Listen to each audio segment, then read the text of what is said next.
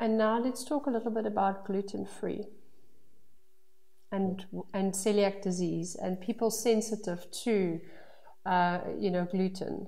It doesn't mean that they need to cut out all gluten, but what advice would you give somebody that's showing physiological symptoms of gluten sensitivity but they're not celiac? Okay, so that's a really important question because a lot of people think they need to be gluten-free, but I don't believe all the people who think they do need to be gluten-free. The main symptoms are gut-related symptoms, and wheat is certainly a problem, but it's not necessarily just wheat, it's the way that wheat is made. Mm-hmm. So the modern wheat grains and the modern wheat manufacturing techniques, they can all cause a big problem. So, I often give people the example of, if I have one slice of regular wheat bread, I'll be bloated.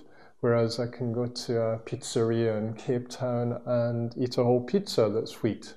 But they get their flour from Italy. It's a different kind of flour.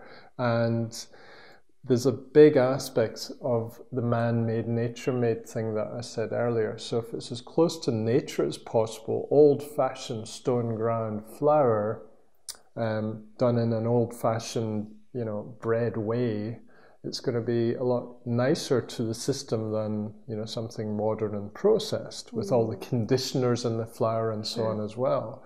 But back to gluten, the modern wheats tend to have very high gluten because it makes things rise. So especially pizza bases and muffins and cakes and so on. So it is a big problem. So it's not necessarily, okay, I'm now eating lots of gluten, I suddenly go gluten completely free and I need to look for new breads and cakes and pastries and stuff. Some people do need to do that, and if they're diagnosed celiac, yes, you have to do that. But the majority of people just need to greatly lessen their amount of gluten. And the common substitute I will do with somebody is take them off wheat and put them on alternatives, so like rye bread. I was going to ask you, wheat is gluten in, so does rye, barley and oats.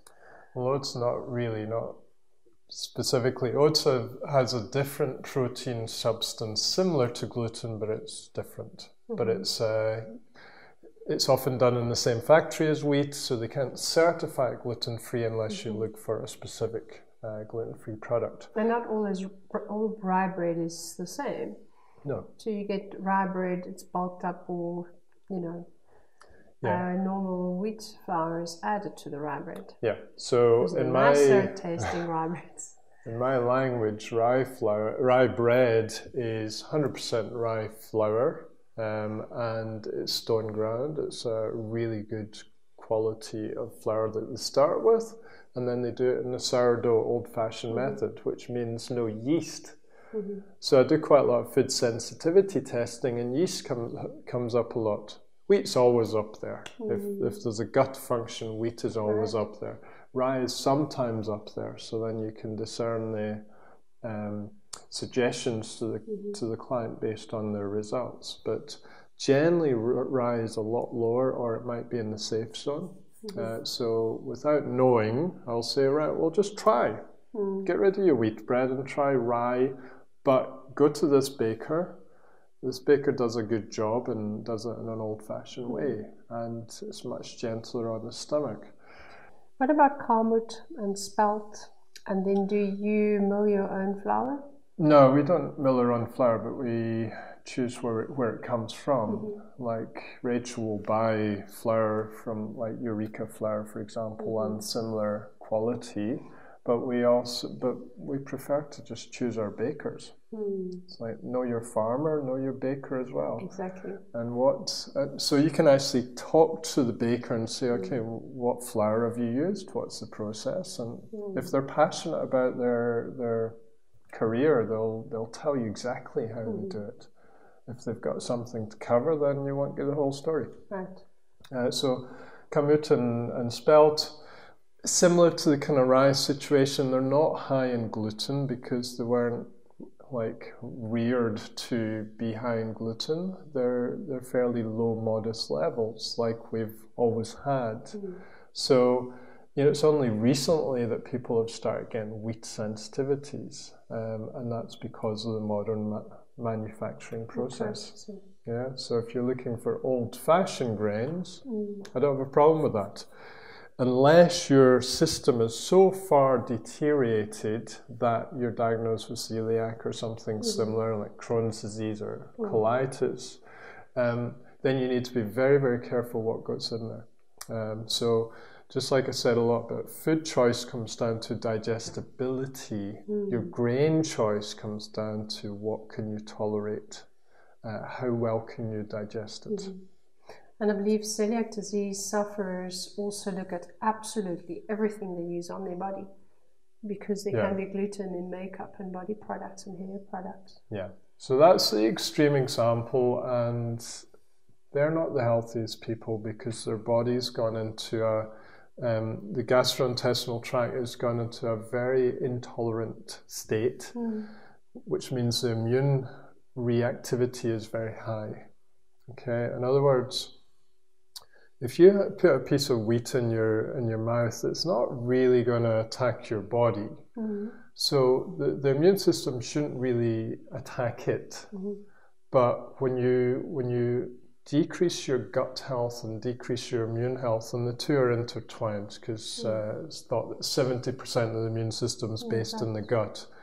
So if you're deteriorating and imbalancing those functions, you're going to have a bigger response to things that should be tolerated. Okay, so it's the terrain, it's your body. Like Louis Pasteur apparently said on his deathbed, it's the terrain and not the germ. So look at your terrain. It's not just the food.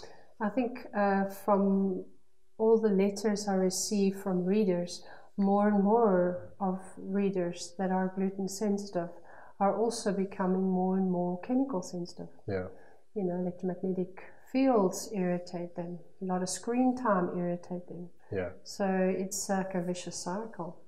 Yeah, absolutely. So they need to be looking at their whole approach. Yes, get off the wheats and even fully off gluten, but they need to be rebuilding.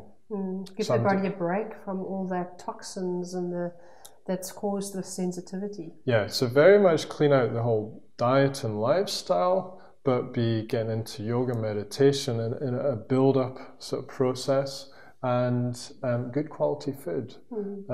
So nourishing the gut, how do we do that? You know, stocks or bone broths, collagen, fermented food. It's going old-fashioned. And I mean, I use back to basics, but also very specialized, because like I will use some good products that nourish the gut to help repair it quicker. Well, we need to talk about that.